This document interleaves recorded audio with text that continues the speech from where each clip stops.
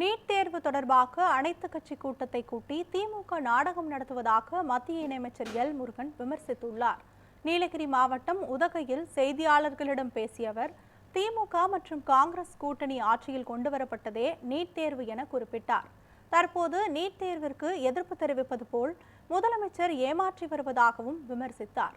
டாஸ்மாக் ஊழலை மறைக்கவே அனைத்து கட்சி கூட்டத்தை கூட்டியதாகவும் குற்றம் சாட்டினார். இன்றைக்கு மாணவர்கள், குறிப்பாக பழங்குடியின மாணவர்கள், பட்டியலின மாணவர்கள், அதிக அளவுல அரசு பள்ளியில படிக்கிற மாணவர்கள் கூட இன்றைக்கு அதிக அளவுல நீட்ல தேர்ச்சி பெற்றுக் கொண்டிருக்கிறார்கள்.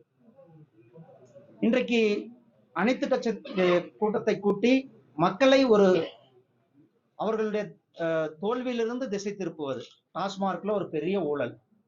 இந்த டாஸ்மார்க் ஊழலிலிருந்து மக்களை திசை திருப்புவதற்காக இன்றைக்கு ஒரு போலியான ஒரு நாடகத்தை திரு ஸ்டாலின் அவர்கள் அனைத்து கட்சி கூட்டம் என்ற அந்த போலியான நாடகத்தை நடத்தி கொண்டிருக்கிறார்கள்.